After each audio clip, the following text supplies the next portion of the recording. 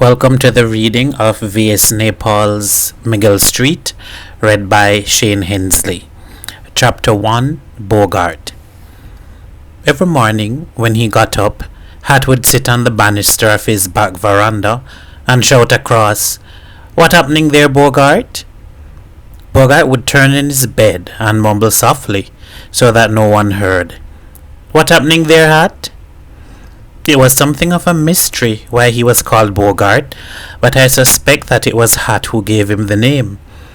I don't know if you remember the year the film Casablanca was made. That was the year when Bogart's fame spread like fire through Port of Spain, and hundreds of young men began adopting the hard-boiled Bogartian attitude. Before they call him Bogart, they call him Patience, because he played that game from morn till night. Yet he never liked cards. Whenever you went over to Bogart's little room, you found him sitting on his bed with the cards in 7 lines on a small table in front of him. "What happening there, man?" he would ask quietly, and then he would say nothing for 10 or 15 minutes. And somehow you felt you couldn't really talk to Bogart. He looked so bored and superior. His eyes were small and sleepy. His face was fat and his hair was gleaming black. His arms were plump, yet he was not a funny man. He did everything with a captivating languor. Even when he licked his thumb to deal out the cards, there was grace in it. He was the most bored man I ever knew. He made a pretense of making a living by tailoring, and he had even paid me some money to write a sign for him, saying "Tailor and Cutter." Suits made to order, popular and competitive prices. He bought a sewing machine and some blue and white and brown chalks, but I never could imagine him competing with anyone, and I cannot remember him making a suit. He was a little bit like Popo, the carpenter next door, who never made a stick of furniture and was always planning and chiseling and making what I think he called mortises. Whenever I asked him, "Mr. Popo, what you making?" he would reply, "Ah boy, that's the question. I'm making the thing without a name." Bogart was never even making anything like this. Being a child, I never wondered how Bogart came by any money. I assumed that grown-ups had money as a matter of course. Popo had a wife who worked a variety of jobs and ended up by becoming the friend of many men. I could never think of Bogart as having mother or father. And he never brought a woman to his little room. This little room of his was called the servant room, but no servant to the people in the main house ever lived there. It was just an architectural convention. It is still something of a miracle to me that Bogart managed to make friends. Yet he did make many friends. He was at one time quite the most popular man in the street. I used to see him squatting on the pavement with all the big men of the street. And while Hat or Edward or Eddowes was talking, Bogart would just sit down and draw rings with his fingers on the pavement. He never laughed audibly. He never told a story. Yet, whenever there was a fete or something like that, everybody would say, "We must have Bogart. He's smart like hell, that man." In a way, he gave them great solace and comfort, I suppose. And so every morning, as I told you, Hat would shout very loudly, "What happening there, Bogart?" And he would wait for the indeterminate grumble, which was Bogart saying, "What happening there, Hat?" But one morning, when Hat shouted, there was no reply. Something which had appeared unalterable was missing. Bogart had vanished, had left us without a word. The men in the street were silent and sorrowful for 2 whole days. They assembled in Bogart's little room. Hat lifted up the deck of cards that lay on Bogart's table and dropped 2 or 3 cards at a time reflectively. Hat said, "You think he gone Venezuela?" But no one knew. Bogart told them so little. And the next morning, Hat got up and lit a cigarette and went to the back veranda and was at the point of shouting when he remembered. He milked the cows earlier than usual that morning and the cows didn't like it. A month passed, then another month. Bogart did not return. Hat and his friends began using Bogart's room as their clubhouse. They played whoppee and drank rum and smoked and sometimes brought the odd stray woman to the room. Hat was presently involved with the police for gambling and sponsoring cockfighting, and he had to spend a lot of money to bribe his way out of trouble. It was as if Bogart had never come to Miguel Street, and after all, Bogart had been living in the street only for 4 years or so. He had come one day with a single suitcase looking for a room, and he had spoken to Hat, who was squatting outside his gate, smoking a cigarette and reading the cricket scores in the evening paper. Even then, he hadn't said much. All he said, that was Hat's story, was, "You know any rooms?" And Hat led him to the next yard where there was this furnished servant room going for $8 a month. He had installed himself there immediately, brought out a pack of cards and began playing patience. This impressed Hat. For the rest, he always remained a man of mystery. He became Patience. When Hat and everybody else had forgotten, or nearly forgotten Bogart, he returned. He turned up one morning just about 7 and found Eddowes and a woman on his bed. The woman jumped up and screamed. Eddowes jumped up, not so much afraid as embarrassed. Bogart said, "Move over, I'm tired and I want to sleep."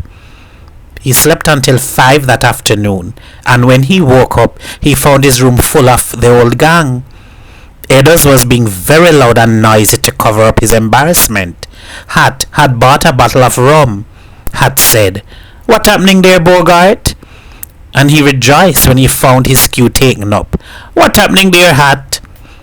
Hat opened up the bottle of rum and shouted to Boyee to go buy a bottle of soda water. Bogart asked, "Oh, the cows, Hat?" "They alright." "And Boyee?" "He alright too. Ain't you just hear me call him?" "And Errol?" "He alright too. But what happening, Bogart? You alright?" Bogart nodded and drank a long Madrasi shot of rum, then another and another, and they had presently finished the bottle. "Don't worry," Bogart said. "I go buy another." They had never seen Bogart drink so much. They had never heard him talk so much, and they were alarmed. No one dared to ask Bogart where he had been. Bogart said, You boys been keeping my room hot all the time." "It wasn't the same without you," Hat replied. But they were all worried. Bogart was hardly opening his lips when he spoke. His mouth was twisted a little, and his accent was getting slightly American. Sure, Bogart said, and he had got it right. He was just like an actor. Hat wasn't sure that Bogart was drunk. In appearance, you must know, Hat recalled Rex Harrison, and he had done his best to strengthen the resemblance. He combed his hair backwards, screwed up his eyes, and he spoke very nearly like Harrison. "Damn it, Bogart," Hat said, and he became very like Rex Harrison. "You may as well tell us everything right away." Bogart showed his teeth and laughed in a twisted, cynical way. "Sure, I'll tell," he said, and got up and stuck his thumbs inside his waistband. "Sure, I'll tell everything." He lit a cigarette, leaned back in such a way that the smoke got into his eyes, and, squinting, he drawled out his story. He had got a job on a ship and had gone to British Guiana. There, he had deserted and gone into the interior.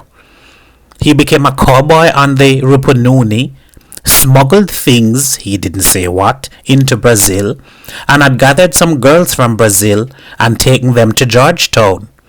He was running the best brothel in the town when the police treacherously took his bribes and arrested him. It was a high-class place, he said. No bums, judges and doctors and big-shot civil servants. What happened? Edders asked. Jail? How you so stupid, Hat? Hat said. Jail, when the man there with me? But why you people so stupid? Why you don't let the man talk? But Bogart was offended and refused to speak another word. From then on, the relationship between these men changed. Bogart became the Bogart of the films. Hat became Harrison. And the morning exchange became this. Bogart! Shut up, Hat! Bogart now became the most feared man in the street. Even Bigfoot was said to be afraid of him. Bogart drank and swore up and gambled with the best. He shouted rude remarks at girls walking by themselves in the street. He bought a hat and pulled down the brim over his eyes.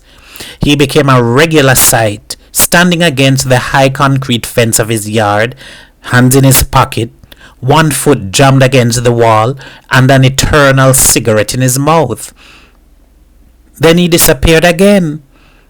He was playing cards with the gang in the room, and he got up and said, I'm going down to the latrine. They didn't see him for 4 months. When he returned, he had grown a little fatter, but he had become a little more aggressive. His accent was now pure American. To complete the imitation, he began being expansive towards children. He called out to them in the streets and gave them money to buy gum and chocolate. He loved stroking their heads and giving them good advice. The third time he went away and came back, he gave a great party in his room for all the children or kids, as he called them. He bought cases of Solo and Coca-Cola and Pepsi-Cola and about a bushel of cakes. Then Sergeant Charles, the policeman who lived up Miguel Street at number 45, came and arrested Bogart. Don't act tough, Bogart, Sergeant Charles said, but Bogart failed to take the cue. What happening, man? I ain't do nothing, Sergeant Charles told him. There was a little stir in the papers. The charge was bigamy, but it was up to Hat to find out all the inside details that the newspaper never mentioned. You see, Hat said on the pavement that evening, the man leave his first wife in Tunapuna and come to Port of Spain. They couldn't have children. He remain here feeling sad and small. He go away, find a girl in Caroni, and he gave she baby. In Caroni they don't make joke about that sort of thing, and Bogart had to go marry the girl. But why he leave she? Edders asked. To be man among we men. End of chapter 1. Stay tuned to chapter 2, and if you enjoy this reading, please contribute to my channel. Thank you.